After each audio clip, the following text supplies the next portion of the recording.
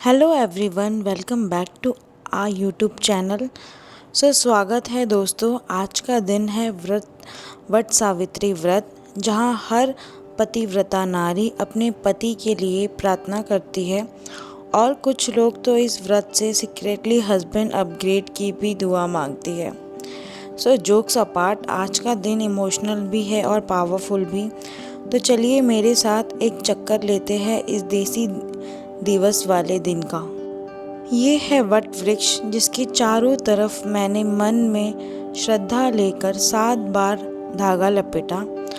हर चक्कर के साथ मैंने एक संकल्प लिया, अपने पति की अच्छाई के लिए, अपने बेटे श्रीमन के भविष्य के लिए और खुद के लिए भी, एक सुकून भरी जिंदगी के लिए। हर फूल, हर दिया, हर कलावा मेरे प्यार और मेरे समर्पण का प्रमाण है।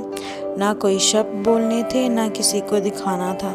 ये सिर्फ मेरी और मेरी भक्ति की कहानी थी।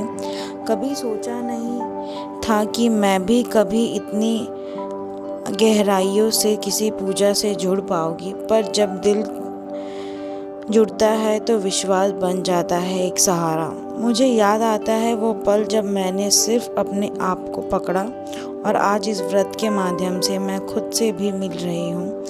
ये दिया मेरी आशा है, ये सिंदूर मेरी पहचान, ये चूड़ियाँ मेरी नरमी और मजबूती का संगम। आज का दिन हर सुहागन के लिए एक पवित्र संकल्प का दिन होता है, अपनी पति की लंबी उम्र, सुख, शांति और प्रेम के लिए। मैं चाहती हूँ कि आप इस व्लॉग के ज़रिए इस व्रत की गहराइयों को समझें, उस शक्ति को महसूस करें जो एक पतिव्रता नारी के विश्वास में होती है। वट सावित्री व्रत का इतिहास ऋषि मार्कंडेय के ग्रंथ में मिलता है। इस व्रत का संबंध सावित्री और सत्यवान के अमर प्रेम कहानी से है। जब यमराज सत्यवान की प्राण ले जा रहे थे, सावित्री ने अपने पति सतीत्व, भक्ति और समर्पण के बल पर यमराज को भी जीत लिया। ये व्रत एक नारी के धैर्य, श्रद्धा और प्रेम का प्रतीक है।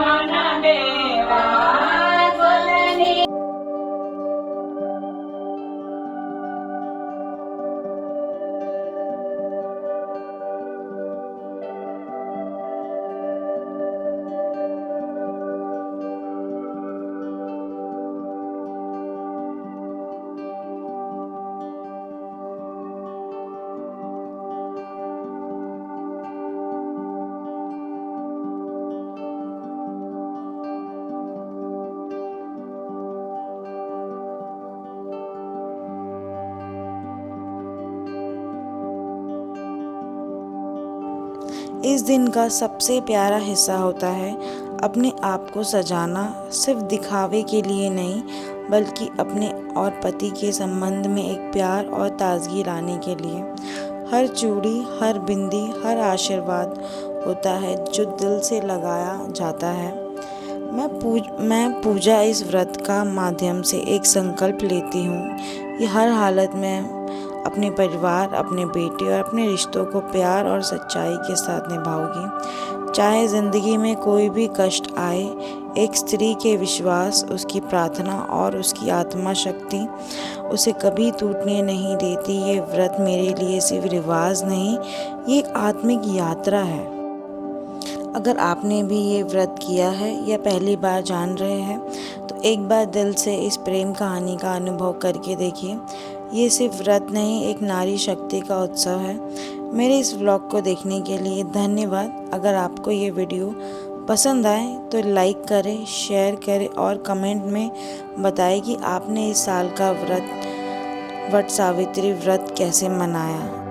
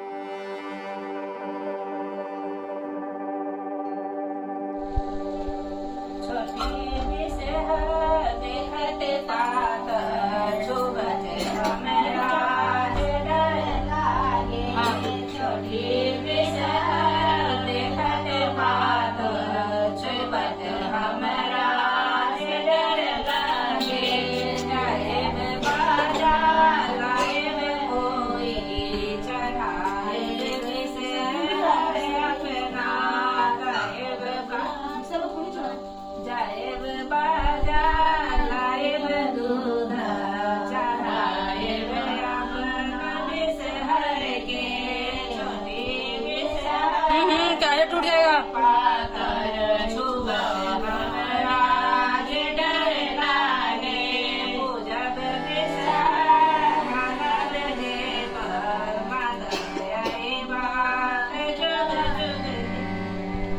दादी दादी के पकड़ रखी।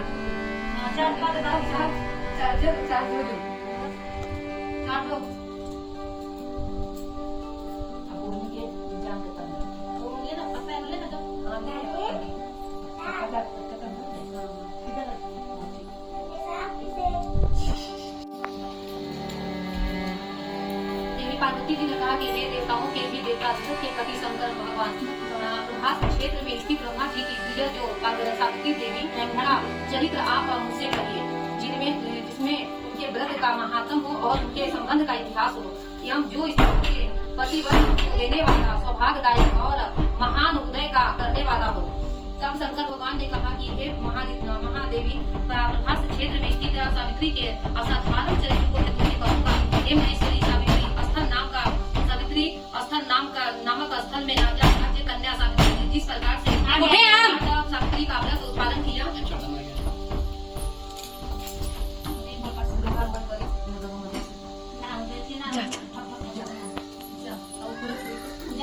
में तत्पर रहने वाला राजधानी तथा राज्य में रहने वाला प्रजाओं को प्रिय अंकपति अश्वपति नाम का राजा था, जो कि क्षमाशील संतान को वाली कन्या के रूप में उत्पन्न हुई। सावित्री की प्रसन्नता से करने के बाद हुई, अतः राजा ने ब्राह्मणों की आज्ञा से अपनी उस कन्या का नाम भी सावित्री ही रखा।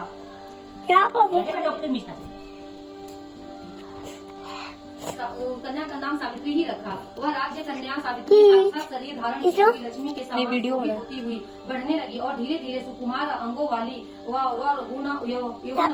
भाग्य विस्तार थे और जो सुवर्ण की प्रतिमा के समान दिखाई पड़ती थी। लोग उसे देख कमल के समान विशाल नेत्रों वाले तेज के समान होती हुई वह सावित्री भृंगु द्वारा कहे हुए सावित्री व्रत को करने लगी। सुंदर वर्ण वाली उसने उपासना करके शीर से स्नान की हुई सावित्री पास जा करके हवन ब्राह्मणों से पूजन करवाया और उस ब्राह्मण से अवशिष्ट पुष्पांजलि ग्रहण करके सब्जियों से घिरी हुई लक्ष्मी देवी के समान सुंदर समीप में जाकर के पिता के चरणों में प्रणाम करके प्राप्त पुष्पांजलि को निवेदन कर हाथ जोड़कर राजा के पार्षदों अवस्था को प्राप्त हुई के विषय में राज कन्या से कहने लगा, हे पुत्री, तुम्हारे योग वर्ग को देने का समय आ गया है। मुझे से कोई दूसरे से तुम्हें मांगने के लिए भी नहीं आता और भी विस्तार करने पर तुम्हारे अनुसार वर को नहीं पा रहा हूँ। अतः पुत्री, हे पुत्री, देवताओं के निकट में जिस निंदा न हुए वैसे तुम करो। मेरे धर्म शास्त्रों में पढ़ा और सुना भी है कि यदि पिता के गृह में रहती हुई विवाह के पहले ही जो कन्या जो धर्म से युक्त हो जाती है वह शूद्र के समान समझी जाती है तथा उसके पिता को ब्रह्म हत्या के समान पाप लगता है। इसीलिए मैं तुमको भेज रहा हूँ कि तुम स्वयं अपने के साथ जाओ और मेरी बात सुनो। इसके बाद जैसे कहते हैं वैसे ही होगा। ऐसा कह करके पार्वती वन की ओर चल पड़ी है और वहाँ पहुँच करके के साथ सावित्री अपने गृह आ गई है और वहाँ पर पिताजी के समक्ष पवित्र देव बैठे हुए देखा। आसन पर बैठे हुए नारद जी को प्रणाम करके मुस्कुराती हुई जिस कार्य के लिए वन में गई थी सारी कथाएं उसने कहने लगी। सावित्री बोली कि हे देवी नारद जी, सर्व देश में धर्मात्मा धूम्रसेन के नाम से विख्यात एक क्षत्रिय राजा है जो देव का अंधे हो गए हैं और छोटा सा एक बालक और उसकी माँ थी। ऐसे समय में अवसर पाकर महापूर्व बैरी रुक्म नाम का एक सम्मत राजा ने उनसे राज्य छीन लिया। अतः वे आज धूम्रसेन छोटे बच्चे को साथ लिए हुए अपनी स्त्री के साथ जंगल की ओर चल दिए। उनका वह पुत्र वन में भी बड़ा होकर के परम धर्मात्मा सत्य बोलने वाला है। तब उसने अपने अनुरूप पति समझकर मैंने उसे अपने मन में वर्णन कर लिया है।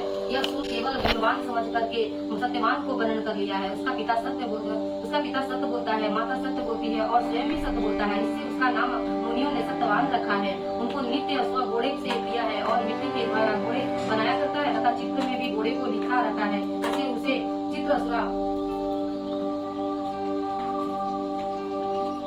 चित्रसुरा भी कहते हैं। सत्यवान दान पुण्य से नित्य देव के रीति देव के शिष्य के समान है। ब्राह्मणों की रक्षा करने वाला और सत्यवादी तथा और शिव के समान है।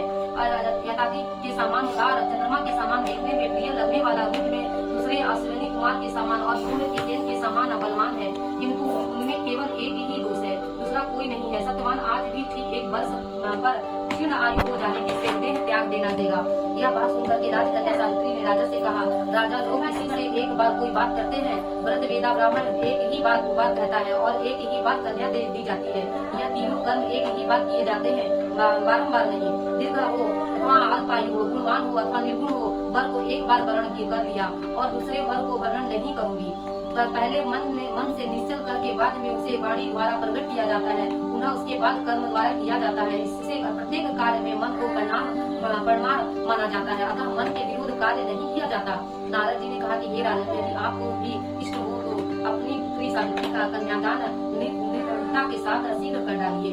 ऐसा करके नारद जी आकाश मार्ग से स्वर्गलोक को चले गए। इसके बाद राजन ने भी मुहूर्त में समीपवर्ती वेदों के परागामी ब्राह्मणों के द्वारा पुत्री सावित्री का विवाह के संबंधी सभी कार्य संपन्न किए और पंडित सावित्री भी सत्यवान पति पा करके ऐसी प्रसन्न हुई जैसे कि गुणवान पुरुष स्वर्ग को पा करके प्रसन्न होता है। पुनः शिव जी पार्वती से कहते हैं कि पार्वती इस प्रकार शास्त्र में कुछ समय रहते हुए पुनः सावित्री और सत्यवान को कुछ समय व्यतीत हुआ।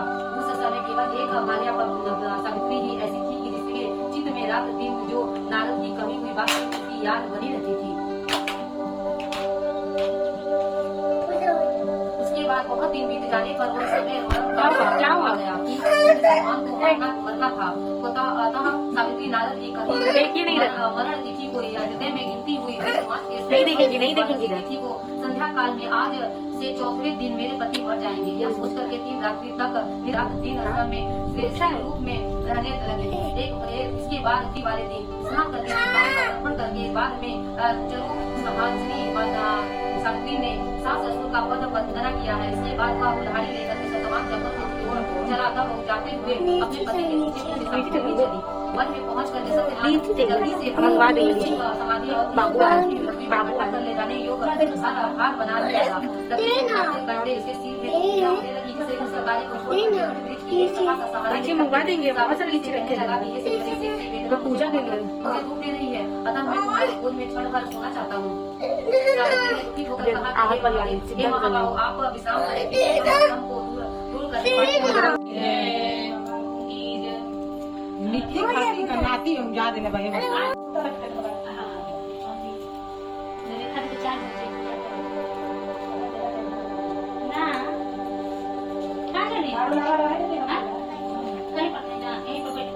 वो तो रहो देखो खेलने का बाकी कर देता होगा थोड़ा देर हो गया नहीं तो काम खेल खेल कर तुम्हारा घर लेके जाओ थोड़ा नीचे तो गिर गया ना पूरा नहीं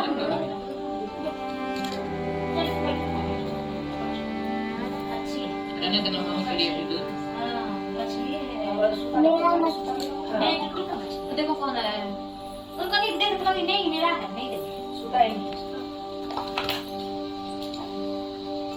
अच्छी है नहीं ये क्या ये कोई घर में मैं कोई दिया सो बाइक से लगा रहा पानी का सारा दिन पानी बढ़ा इसमें पानी शुरू कर दिया मम्मी ने तो बीच के पानी नीचे ला देंगे बड़ा लीची ला देंगे बहुत बड़ा लीची लाएंगे हो गया नहीं मैं रुकना 2 मिनट चिट्टा हिला रहा है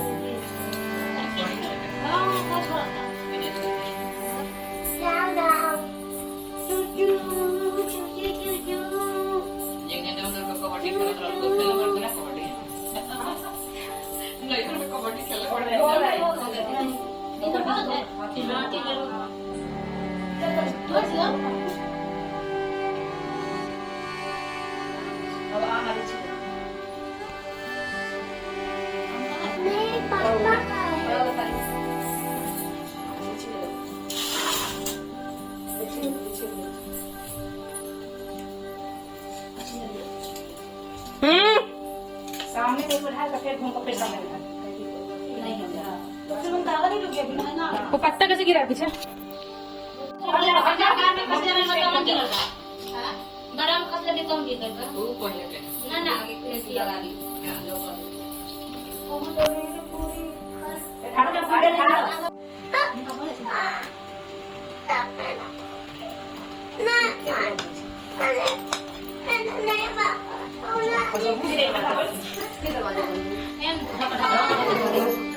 ध्यान से बंद करो साइकिल सब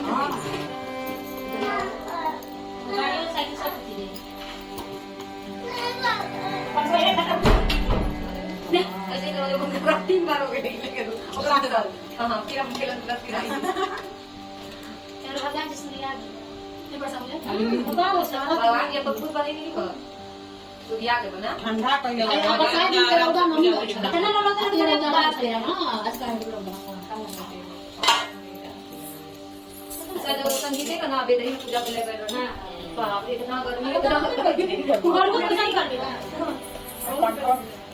और नीचे वाला मुझे था हां आज हुए हुआ तो फिर आवत तो कोई रिकॉर्ड कर बदल तो बोले ऐसे को लेके अब एक ही बार हुआ क्या बेटे ले पर 3 बार वो लो इसी में पंखा से 3 बार करिए ना कौन सा वो ले लो कौन सा 3 बार करिए अरे करिए इसी से करते जैसे पिठा लगाई थी बस वो कर लीजिए हां दो कर दे नहीं तो कर दी मम्मी कर देंगे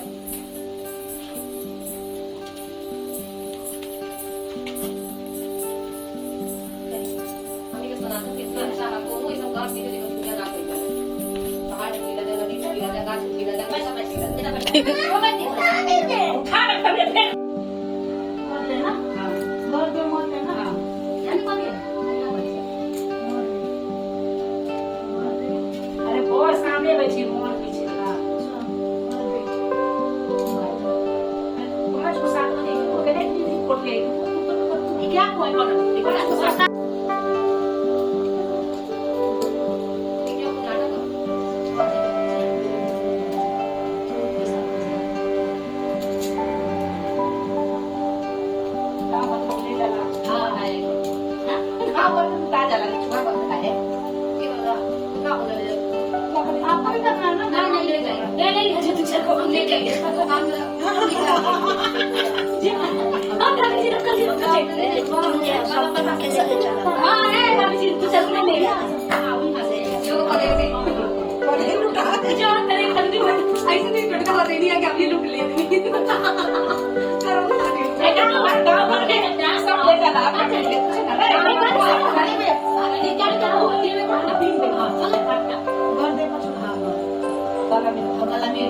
banyak seminggu ada perasaan perasaan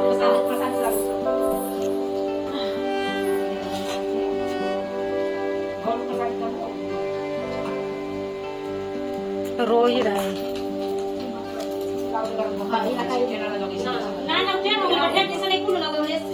अगली चीज है ना लागत करी ना बराबर हो गए हाँ तो करके कपड़ा में बांध के रखा है। ये वाला भी उसमें ना ना वो नहीं सब इतना को कपड़े सब लोग इतना से वाला भी ऊपर है ना हां तब हां और तो गजर हो गया ये वाला भी शुरू से लगा हुआ था गला मिलवा हम लोग इधर से निकला है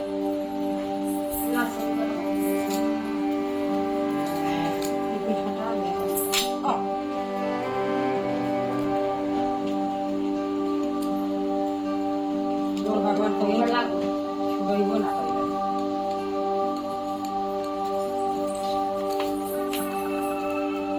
तो मैं था तो दिल को वो सब नहीं लगनी सब कुछ नहीं